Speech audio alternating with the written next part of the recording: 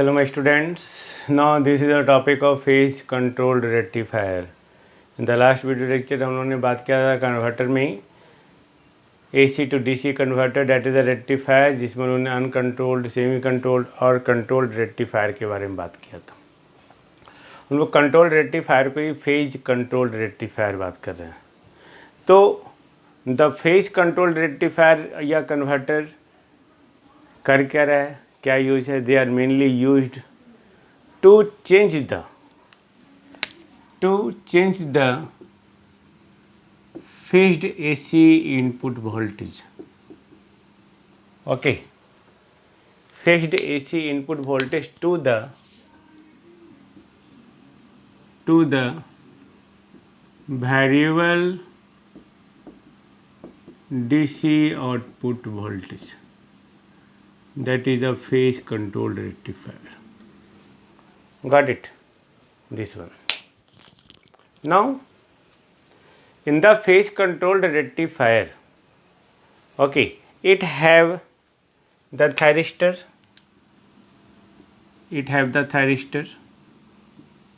okay, thyristor में commutations है, there will be a line commutation, class A, class B, class C, class D, class E commutation, force commutation, natural commutation, like that, union pulse commutation, voltage commutation, current commutation, है ना। तो phase control rectifier में जो thyristor इस्तेमाल कर रहे हैं date is the line और नेचुरल कम्यूटेटेड थायरिस्टर। ओके, यानी कि ऑफकोर्स लाइन यानी कि जो हम लोग AC इनपुट दे रहे हैं या नेचुरली जो कम्यूटेट हो रहा है, okay, then that is in the case of phase controlled rectifier there is no any commutating circuit. Okay, there is no any commutating circuit, commutating thyristor like the commutated thyristor. Got it? तो इस तरह से हम लोग phase controlled rectifier बात करते हैं। Now like the uncontrolled rectifier की तरह ही जो है phase controlled rectifier का जो है वो दो तरह से है मेनली। ओके, मेनली दो तरह से जिसको हम कैटेगराइज कर सकते हैं, बट मेनली दो तरह से। First, single phase fully controlled converter, single phase fully controlled converter. अब single phase fully controlled converter जो है ये भी दो तरह का है। ओके, उसमें कि जैसे होता है हाफ वेव, फुल वेव। तो हाफ वेव फुल्ली कंट्रोल्ड और full wave fully controlled, simple. But single phase fully controlled half wave converter, single phase fully controlled full wave converter, है ना। तो ये हो गया। नौ उसी तरह होता है फुल्ली कंट्रोल के साथ single phase fully controlled bridge type converter. Okay, single phase fully controlled full wave converter, single phase fully controlled bridge type converter. दूसरा जो है हमारा ये है three phase fully controlled converter, this one, three phase fully controlled converter. Three phase fully controlled converter जो है ये further जो है तीन तरह का है। ओके, एक थ्री पल्स कन्वर्टर, ओके, दूसरा 6 पल्स कन्वर्टर, तीसरा 12 pulse converter, like that. Okay, अब हम लोग एक एक करके इसका डिटेल में स्टडी करेंगे। Okay, single phase fully control, three phase fully control, like that. Now see just see ये रब करते हैं। तो single phase fully controlled half wave converter अपने से पहले जो है हाफ वेव रेक्टिफायर पढ़ा हुआ है। तो हम लोग हाफ वेव रेक्टिफायर में क्या कर रहे थे भाई, एक डायोड इस्तेमाल करते थे, है ना। तो हम लोग को फुल्ली कंट्रोल करना है तो हम लोग क्या करेंगे, डायोड को रिप्लेस कर देना है थायरिस्टर से। तो हम लोग बोल सकते हैं in this converter half wave है, then one thyristor is used to obtain the controlled output. Okay, In the case of uncontrolled rectifier, one diode is used to obtain the uncontrolled output. Got it? तो यहाँ पे diode को simply क्या कर देना है, replace कर देना है थैरिस्टर से. डोंट वरी, हम लोग सर्किट भी बनाएंगे, है ना. सर्किट बनाएंगे और उसको जो है उसका नेचर वेव शेप, वोल्टेज का जो वेव शेप है उसका देखेंगे, वोल्टेज आउटपुट करंट. ओके, तो उसका भी हम लोग वेव फॉर्म बनाएंगे और इसका इक्विवेलेंट सर्किट भी बनाएंगे. बट आउटपुट वोल्टेज का वेव फॉर्म तो प्राप्त हो जाएगा, लेकिन कैसा लोड कनेक्टेड है उस लोड के अकॉर्डिंग हमारा आउटपुट करंट का वेव फॉर्म होगा. Got it? अब हमारा लोड यानी कि लोड पे डिपेंड कर गया हमारा लोड करंट का वेव फॉर्म, है ना. साथ साथ जो है थायरिस्टर को किस एंगल पे फायर करते हैं, किस एंगल पे टर्न ऑन करते हैं, उस पर भी डिपेंड कर गया. तो वो सब को देखते हुए हम लोग फिर से single phase fully controlled half wave converter को जो एनालाइज करते हैं with the different load, with the different firing angle, with the different load connected with the circuit. वो डिफरेंट लोड जो है रेसिस्टेंस लोड हो सकता है, R load, R L load, okay, free wheeling diode के साथ R L load, R C load, R L E load. Okay, तो ये सारे लोड के साथ जो है हम लोग single phase fully controlled half wave converter को देख सकते हैं. नाउ तो सबसे पहला जो केस है हमारा इसमें केस 1 विद डिफरेंट केस है, तो विथ आर लोड, है ना, सिर्फ आर लोड. तो आर लोड के साथ तो हम लोग सर्किट बनाते हैं, जैसे सर्किट बनाते हैं, वेवफॉर्म बनाते हैं. ओके, तो my student, this is the single phase fully control half wave converter case 1 with the resistive load. मैंने बताया था ये हम लोग single phase supply the. This is the transformer. जो भी रिक्वायरमेंट है सर्किट का, जरूरी नहीं कि हमेशा ट्रांसफार्मर बनाया ही जाए. तो ये फिक्स्ड एसी इनपुट हो गया. Okay, this is the thyristor जिसके क्रॉस वोल्टेज जो है VT है, एंड यहाँ पे हम लोग को लोड कनेक्ट करना है. ओके, इसके क्रॉस जो हो, इस टर्मिनल के क्रॉस हमारा आउटपुट वोल्टेज आएगा और according to the nature of load there will be the output current. Okay, now input voltage that is the V in Vm sin omega t हम लोग लिख सकते हैं. तो मैक्सिमम जो वैल्यू होगा यहाँ पे ये क्या होगा, Vm. Okay, this is the input voltage wave form. Okay, and this is the gate pulse given at the angle alpha. Okay, alpha इस साइकिल में, फिर नेक्स्ट साइकिल में क्या हो जाएगा, ये 2 पाई प्लस अल्फा. फिर उसके बाद नेक्स्ट साइकिल में क्या हो जाएगा, नेक्स्ट साइकिल में अगर हम लोग देखना चाहें तो ये 4 पाई है, तो ये 4 पाई प्लस अल्फा के फॉर्म में होगा, दिस वन, है ना. तो ये हमारा जो है सर्किट हो गया और ये इनपुट वेव फॉर्म हो गया. अब हम लोग देखेंगे output circuit, output wave form, just see. Okay, then this is the very simplest form, very simplest form of the phase control rectifier in which a resistive load is connected across the terminals, across the output terminals. okay, इसमें एक thyristors है, एक transformer है और fixed AC supply है. Transformer का इस्तेमाल हम लोग कर रहे हैं कि जैसा वोल्टेज आपको रिक्वायरमेंट है उसके अकॉर्डिंग हम लोग स्टेप अप स्टेप डाउन कर लेंगे. ओके, और ये जो थायरिस्टर है that is the natural commutated thyristor, यानी कि इसमें किसी तरह का कम्यूटेटिंग नहीं किया गया. आप वहाँ कम्यूटेटिंग थायरिस्टर में देख सकते हैं वीडियो में. Okay, commutation of the thyristor commutation circuits. Okay, तो ये लाइन कम्यूटेटेड और नेचुरल कम्यूटेटेड थायरिस्टर्स. तो यहाँ पे हम लोग क्या कर रहे हैं, सिंगल फेज सप्लाई दिए, VI equal to Vm sin omega t. Okay, to the circuit consisting of thyristor and resistive load, है ना. तो यहाँ पे थायरिस्टर चूँकि कंडक्ट हो रहा है. ओके, तो थायरिस्टर कंडक्ट हो रहा है, तो ये हम लोग जैसे ही पॉजिटिव निगेटिव होगा तो ये फॉरवर्ड बाइस्ड.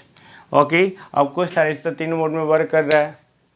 ओके, तो थायरिस्टर 3 मोड में वर्क कर रहा है, तो हम लोग यहाँ पे क्या कर रहे हैं, एक पॉजिटिव गेट सप्लाई दिए, पॉजिटिव में देखो, इसलिए पॉजिटिव हमेशा यहाँ से यहाँ तक पॉजिटिव गेट सप्लाई दिए.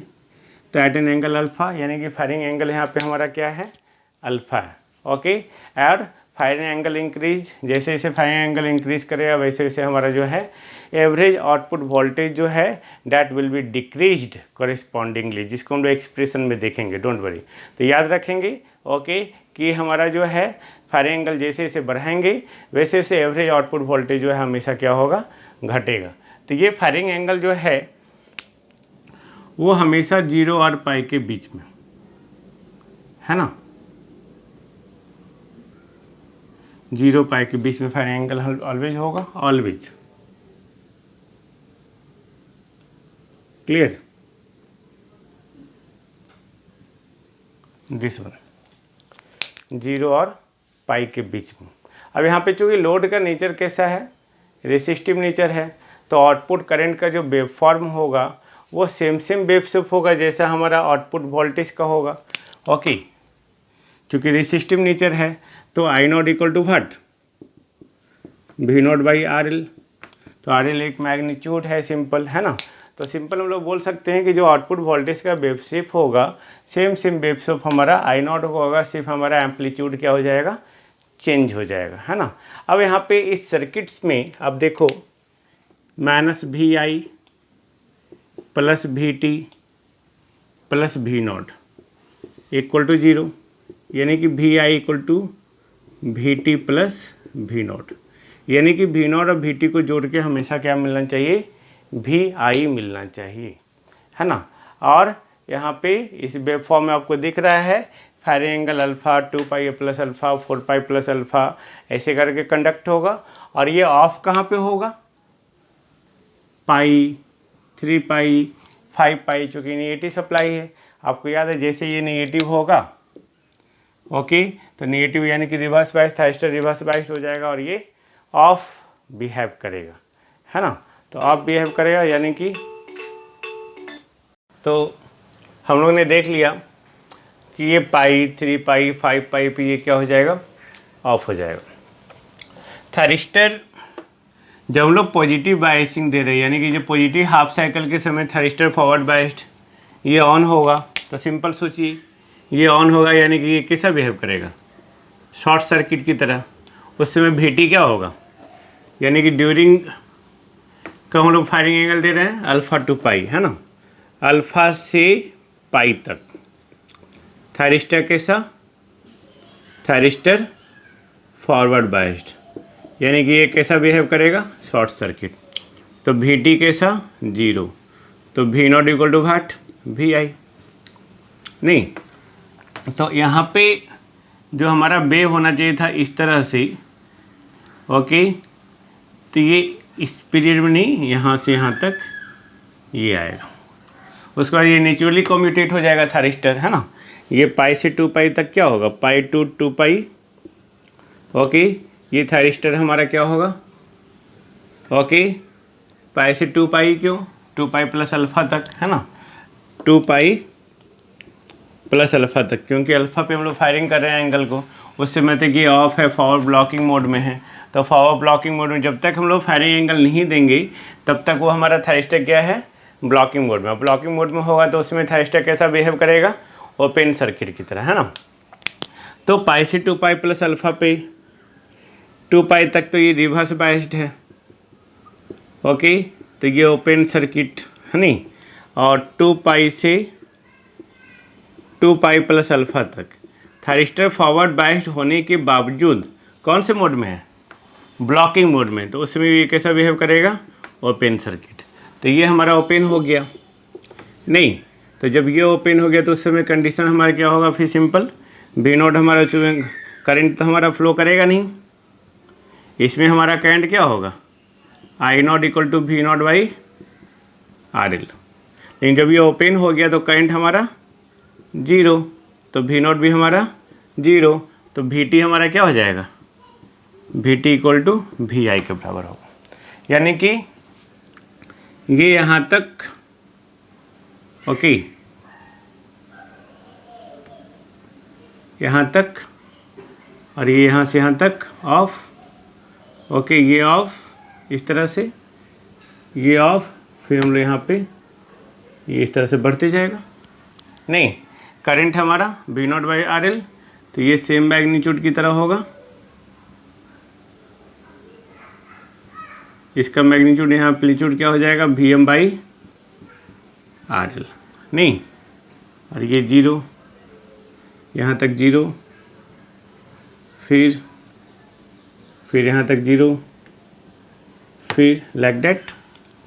नहीं, अब जो रिमेनिंग हमारा बच गया VT इक्वल टू VI है ना। नाउ तो VT इक्वल टू VI यानी कि जो भी आपका बच गया यहाँ तक ये जो ऑन था तो इस समय ये थाइस्टर 0, VT 0, आइडियल हम लोग कंडीशन ले रहे हैं।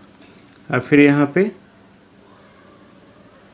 सेम इसकी तरह, फिर 0, सेम इसकी तरह। इन दोनों को जोड़िए, इन दोनों को, है ना। इतना पार्ट ऑन, इतना पार्ट, ये दोनों जोड़ देंगे तो दोनों को जोड़ने पे क्या आना चाहिए, VI आना चाहिए। ये बोला है VT plus V0 equal to VI होना चाहिए, है ना। तो ये आपका वेब फॉर्म हो गया। I think no problem. हम लोग मैथमेटिकल एनालिसिस करेंगे, जैसे इसको रब करते हैं, है ना। तो मैथमेटिकल एनालिसिस में सबसे पहले हम लोग निकालते हैं सर्किट टर्न ऑफ टाइम, जिसको TC से डिनोट करते हैं। तो सर्किट टर्न ऑफ टाइम याद रखेंगे, हमेशा जो निकालते हैं इस कंडीशन पे निकालते हैं कि थायरिस्टर कितना देर के लिए रिवर्स बायस्ड रहा। तो थायरिस्टर जितना देर के लिए रिवर्स बायस्ड होगा उतना ही उसके कॉरस्पॉन्डिंग जो टाइम होगा that is called circuit turn off time. तो थायरिस्टर कितना देर के लिए रिवर्स बायस्ड रहा, पाई से 2 पाई। 2 पाई से अल्फ़ा भी ओपन सर्किट रहा बट वो फॉरवर्ड बायस कंडीशन में, है ना। तो पाई से 2 पाई यानी कि पाई ड्यूरेशन के लिए रिवर्स बायस्ड रहा। तो पाई ड्यूरेशन के लिए यानी कि हम लोग लिख सकते हैं कि ओमेगा TC इक्वल टू क्या होगा, पाई। और ये ना टाइम में हम लोग देख रहे हैं ना, ये ओमेगा T के टर्म में है, ओमेगा T। तो ओमेगा T इक्वल टू पाई यानी कि सर्किट टर्न ऑफ टाइम हमारा क्या हो जाएगा, पाई बाई ओमेगा। तो इन दिस केस कैलकुलेशन आपको न्यूमेरिकल में दे सकता है ना। अगर ओमेगा दे दिया तो आपको सर्किट टर्न ऑफ टाइम पूछ सकता है। इन the case of resistive load what is the circuit turn off time, in the different cases होगा हमारा। ओके, तो ये सर्किट टर्न ऑफ टाइम कर लिए हम लोग। अब हम लोग एवरेज आउटपुट वोल्टेज निकालेंगे। एवरेज आउटपुट वोल्टेज को VA भी लिख दीजिए या ऐसे करके लिख दीजिए। तो एवरेज आउटपुट वोल्टेज, तो हम लोग जब एवरेज वैल्यू निकालते हैं तो 1 साइकिल के लिए निकालते हैं, 0 से 2 पाई, है ना, डी ओमेगा टी, 0 से 2 पाई। ओके, तो डी ओमेगा टी 0 से 2 पाई। अब 0 से 2 पाई VI D omega T, sorry V0 D omega T. अब सोचो 0 से अल्फ़ा तक, ओके, 0 से अल्फ़ा तक ये 0 D omega T plus alpha से पाई तक, अल्फ़ा से पाई तक ये सेम यानी कि VI equal to VM sine omega T. तो ये VM sine omega T D omega T plus pi से 2 पाई तक, पाई से 2 पाई तक 0 नहीं 0। ओके, कितना टाइम टोटल, 0 से 2 पाई डी ओमेगा टी इंटीग्रेट करेंगे। ओके, तो 1/2 पाई, गॉट इट। तो ये हमारा 0, ये 0, तो बस क्या गया भाई, 1/2 पाई VM बाहर। ओके, साइन ओमेगा टी का integration minus cos omega T. Okay, alpha से pi. I think no problem. नहीं, नाउ यानी कि अब हमारा एवरेज वैल्यू क्या हो गया, average value VM/2 pi minus cos pi. Okay, minus common ले लिए, minus cos alpha. Clear, cos pi equal to -1, तो माइनस कॉमन ले लेंगे तो ये आ जाएगा VAB आपका, VAB equal to VM/2 pi divided by 1 plus into cos alpha. ये हो गया average output voltage. I think no problem. तो in the case of resistive load output voltage आपको क्या आ गया, ये।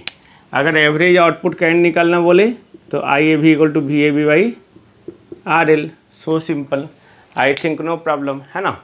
उसी तरह अब हम लोग RMS वैल्यू अगर निकालते हैं, नहीं RMS वैल्यू जस्ट सी, जब हम लोग एवरेज वैल्यू निकाल रहे थे तो वैल्यू कहाँ से अल्फा से पाई तक की ना आ रहा है वैल्यू, बाकी तो जीरो हो रहा है।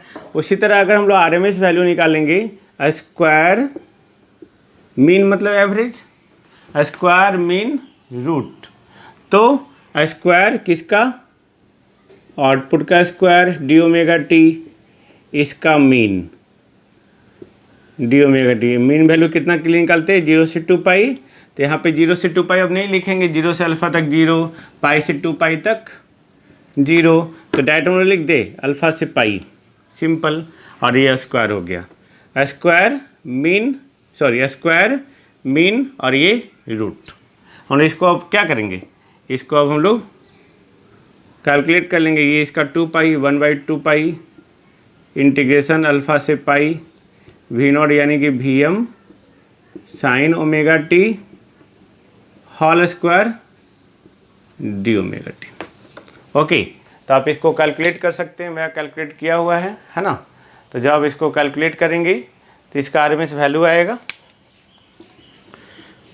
कैलकुलेट किया हुआ है पीडीएफ में, डोंट वरी, है ना। वी एम, एक मिनट,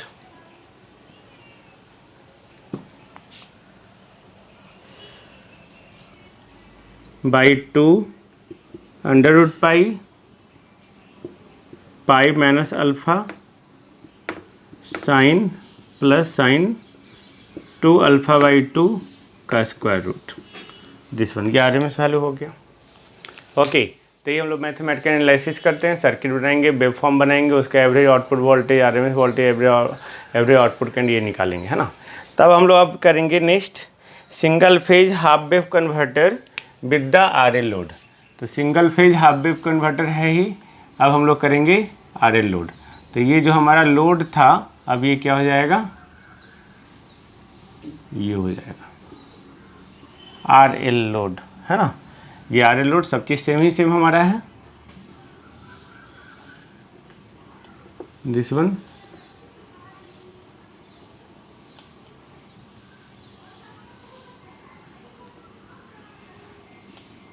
ये थैरिस्टर सब सेम। अब हो गया आरएल लोड, इसको मैं रब करता हूँ पहले, just see. Okay my students, this is the case 2 with RL load. RL load यानी कि इंडक्टिव लोड, गॉट इट। तो यहाँ पे इंडक्टिव लोड लगा दिए, थैरिस्टर है, आप इसको इस तरह से ही बना सकते थे, है ना। ट्रांसफार्मर का अब ज़रूरत नहीं है, अब हम लोग समझ गए कि यहाँ पे एक्चुअली होता क्या है, नहीं।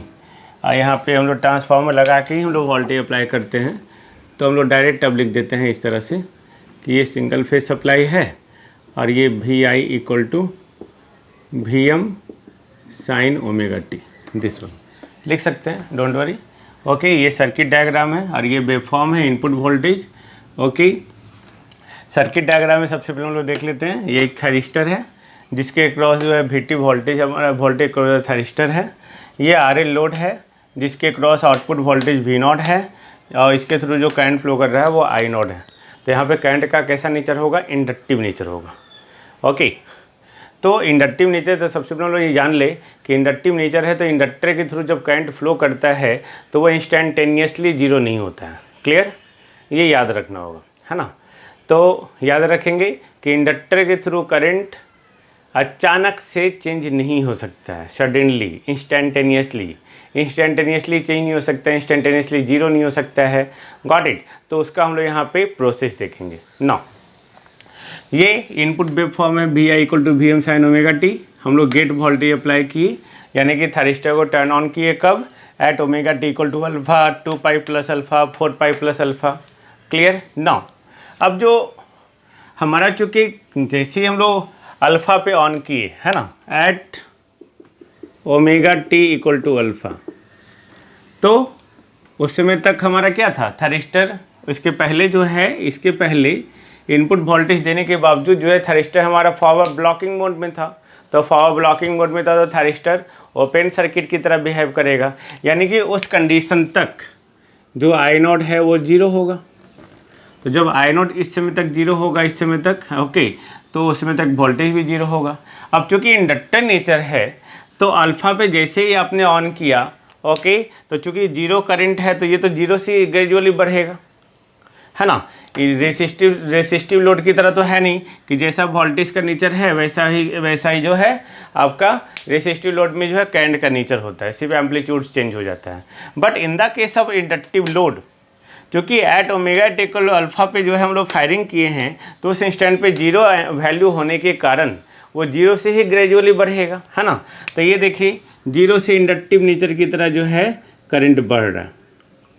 Got it. अब ये जो हमारा चूँकि ये ऑन हो गया अल्फ़ा पे, तो ऑन हो गया, तो ये हमारा VT0, ये देखो अल्फ़ा से ये VT0। ओके, अब ये इसको क्या होना चाहिए था, पाई पे ये रिवर्स बाइस्ड हो गया है, लेकिन रिवर्स बाइस्ड होने के बावजूद, ओके रिवर्स बाइस नहीं, पाई पे ये कहो कि पाई से 2 पाई तक हम लोग यहाँ पे वोल्टेज का नेचर क्या हो गया इस तरह से। बट उसके बावजूद चूँकि यहाँ पे एट ओमेगा इक्वल टू पाई पे इंडक्टिव करंट का कुछ नेचर है, तो जब करंट का नेचर है, कुछ वैल्यू है, तो ये तो वैल्यू सडनली जीरो नहीं हो जाएगा इंडक्टर होने के कारण। जब ये सडनली जीरो नहीं होगा तो ये क्या होगा, एट ओमेगा इक्वल टू पाई से करंट धीरे धीरे जीरो होगा।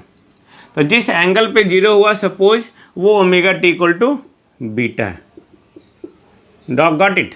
यानी कि हम लोग बोल सकते हैं कि अल्फ़ा टू बीटा तक थायरिस्टर कंडक्ट कर रहा था, नहीं यहाँ तक कंडक्ट कर रहा था, तो अल्फ़ा से बीटा तक जब थायरिस्टर कंडक्ट कर रहा था तो अल्फ़ा से बीटा तक ये शॉर्ट सर्किट की तरह बिहेव करेगा। तो अल्फ़ा से बीटा तक कंडक्ट कर रहा था, तो उसी को हम लोग अल्फ़ा से बीटा तक जो ड्यूरेशन है उसी को हम लोग कहते हैं gamma. Gamma equal to beta minus alpha, that is the conduction angle. Conduction angle the angle okay during which the thyristor becomes on. Okay, thyristor is in on state. Okay, अब जब current flow कर रहा है, तो current flow कर रहा है तो वोल्टेज तो होगा ना भाई। ओके, तो जब तक करंट फ्लो कर रहा था यानी कि 0 से 0 तक वोल्टेज जो होगा, जैसा नेचर यहाँ पे मिल रहा था वैसा नेचर यहाँ मिलेगा, यहाँ से यहाँ तक। तो यहाँ से यहाँ तक वोल्टेज का नेचर मिल गया, यानी कि जो हमारा वोल्टेज मिल रहा है वो अल्फ़ा से बीटा तक। यानी कि हम लोग बोल सकते हैं थायरिस्टर जो है पाई से बीटा तक रिवर्स बाइस्ड होने के बावजूद, ओके यानी कि पाई से बीटा तक जो है वोल्टेज रिवर्स होने की नेगेटिव हाफ साइकिल में होने के बावजूद जो है थायरिस्टर ऑन कंडीशन में। क्यों? क्योंकि इस समय जो हमारा इसका करंट है, इसके थ्रू जो करंट फ्लो कर रहा है, वो करंट का वैल्यू थायरिस्टर के होल्डिंग करंट से ज़्यादा है। तो जब तक होल्डिंग करंट से ज़्यादा होगा थायरिस्टर के थ्रू करंट, तब तक थायरिस्टर हमारा क्या होगा, ऑन स्टेट में होगा। तो ये होल्डिंग करंट से ज़्यादा होने का ये ऑन स्टेट में है। ओके, तो ऑन स्टेट में है तो सिंपल, तो हम लोग बोलेंगे कि यहाँ तक ये ऑन है, यानी कि थायरिस्टर अल्फ़ा से बीटा तक ऑन है, यानी कि बीटा से 2 पाई तक ये क्या होगा, रिवर्स बाइस्ड होगा। तो जब बीटा टू 2 पाई तक ये रिवर्स बाइस्ड है, तो सर्किट टर्न ऑफ टाइम हम लोग कैसे निकालेंगे, 2 pi minus beta by omega. This is the circuit turn off time. Omega T C equal to क्या होना चाहिए, इतना देर के लिए ये ऑफ रहा। Got it. क्योंकि इसके बाद तो हमारा फिर करंट फ्लो कर नहीं लगा यहाँ से, है ना, 2 पाई प्लस अल्फा में फिर हम लोग फायरिंग दिए। ओके, तो ये इतना देर के लिए ऑफ रहा। ओके, तो हम लोग यहाँ पे बोल सकते हैं कि सर्किट टर्न ऑफ टाइम जो है 2 पाई माइनस बीटा, क्योंकि यहाँ से हम लोग फिर फॉरवर्ड बाइस कर दिए, तो सर्किट टर्न ऑफ टाइम हम लोग यहाँ से नहीं दे शो करेंगे, ये फॉरवर्ड बाइस्ड में है। हम लोग रिवर्स बाइस्ड में कुछ खा गए, वो अलग सा चीज़ है। होना चाहिए था 2 pi minus alpha by omega, but अब होगा 2 pi minus beta by omega. I think no problem, है ना। तो 2 pi minus beta by omega. तो ये जो हमारा वेवफॉर्म आया, ये वेवफॉर्म जो चेंज हो रहा है, ओके, ये इंडक्टिव नेचर के होने के कारण चेंज हो रहा है। अगर इंडक्टिव नेचर नहीं होता तो जस का तस पहले की तरह होता। ओके, तो ये स्मूथली हमारा बढ़ रहा है, स्मूथली 0 होगा, फिर 0 हो रहा, फिर स्मूथली ये इस तरह से बढ़ते चलेगा। अब ये थायरिस्टर का वोल्टेज इन दोनों को जोड़ के हमेशा ये आना चाहिए, ये पार्ट यहाँ जोड़ दो, ये पार्ट यहाँ जोड़ दो। देखो ये दोनों को जोड़ के ये वेव आ रहा है कि नहीं आ रहा है, आ रहा है ना। तो ये हमारा हो गया single phase fully controlled half wave converter, okay, with RL load. Okay, now हम लोग देखेंगे single phase half wave converter का mathematical analysis. Just see, okay, तो मैथमेटिकल एनालिसिस जो हम लोग करेंगे, तो इस सर्किट में हम लोग क्या करेंगे भाई, केवीएल अप्लाई करेंगे। जब केवीएल अप्लाई करेंगे, है ना, तो ये क्या हो गया, Vm sine omega T, okay, plus current flow कर रहा है आई नॉट, ओके, तो करंट फ्लो कर रहा है तो प्लस ये, एक सेकंड, हाँ, तो ये हमारा जो थारिस्टर है ये जब ऑन है तब हम लोग एनालिसिस देख रहे हैं, है ना, जब ये ऑन है तो जब ये ऑन है तो ये जो Vm sine omega t actually दिए, तो ये इसके क्रॉस वोल्टेज है, यानी कि I not R plus L D I not by D t. Clear? यानी कि अब इसका सॉल्यूशन अगर निकालेंगे तो इसका सॉल्यूशन निकाल सकते हैं, निकालने की ज़रूरत नहीं है ना, ये हम लोग डायरेक्ट कैलकुलेशन किए हुए हैं। ओके, तो ये जो हमारा इसका ये इक्वेशन है, ओके, डिफरेंशियल इक्वेशन की तरह इसको रीअरेंज करके इसको लिख सकते हैं L D I not by D T plus R I not equal to Vm sine omega T. तो ये जो आई नॉट का सॉल्यूशन आएगा, ओके, एक कम्प्लीमेंट्री फंक्शन एक पार्टिकुलर इंटीग्रल की तरह आएगा, ये कम्प्लीमेंट्री फंक्शन ये पार्टिकुलर इंटीग्रल, तो इसका जो वैल्यू आता है पार्टिकुलर इंटीग्रल पे I P Vm by under root R square plus X square sine omega T minus 5।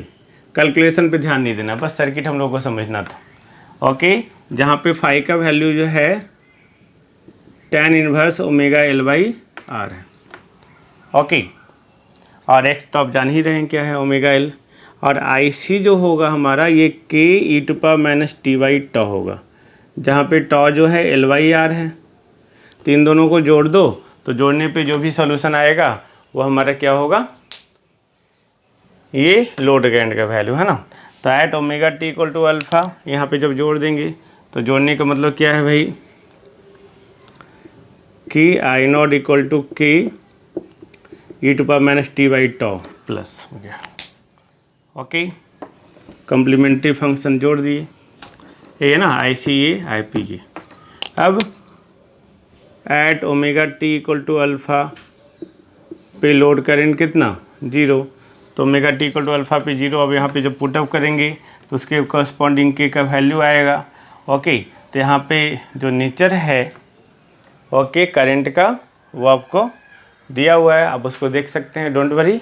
Okay, अगर आप लिखना चाहें तो इसको लिख सकते हैं, इसको हम लोग पावर सिस्टम में मैंने देखा हुआ है। ओके, ये एक्चुअली पावर सिस्टम का ही एनालिसिस है, याद करो, जब हम लोग पावर सिस्टम में सडन शॉर्ट सर्किट चेंज कर रहे थे आरएल में, सेम डेरिवेशन है, तो आप वहाँ से भी देख सकते हो, डोंट वरी। ओके, तो यहाँ पे ये टोटल आ गया हमारा सॉल्यूशंस। ओके, एसटीडी करंट और ट्रांजिएंट कंपोनेंट, है ना।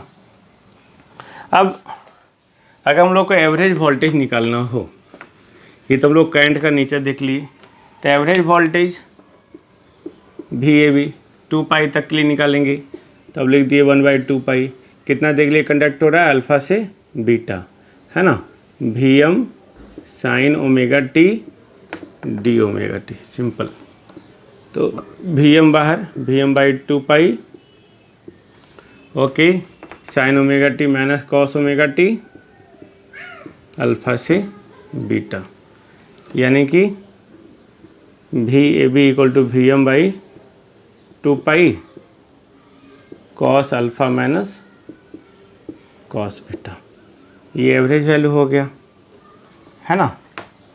अगर आप फिर एवरेज वैल्यू निकालेंगे इस केस में, तो एवरेज वैल्यू कोई इंडक्टिव नेचर से कोई मतलब नहीं है, तो ये क्या हो जाएगा, VAB/R, सिंपल। तो VAB/R ये हमारा हो गया क्या, single phase fully controlled half wave converter, okay, with RL load. अब हम लोग देखेंगे with free wheeling diode, just see, हम लोग नेक्स्ट वीडियो लेक्चर में देखेंगे, है ना, single phase fully controlled half wave converter with the RL load and free wheeling diode. उसमें हम लोग देखेंगे कि ये कैसे जो हमारा लोड करंट है जो डिसकंटिन्यूअस हो जा रहा है, तो उसी डिसकंटिन्यूअस को कंटिन्यूअस बनाने के लिए हम लोग फ्री व्हीलिंग डायोड का यूज़ करते हैं। फ्री व्हीलिंग डायोड होता क्या है, ओके, उसका फंक्शंस क्या है, ओके, हम लोग सब नेक्स्ट वीडियो में देखेंगे। ओके, तो हम लोग मिलते हैं फिर नेक्स्ट वीडियो लेक्चर में। Okay, thank you.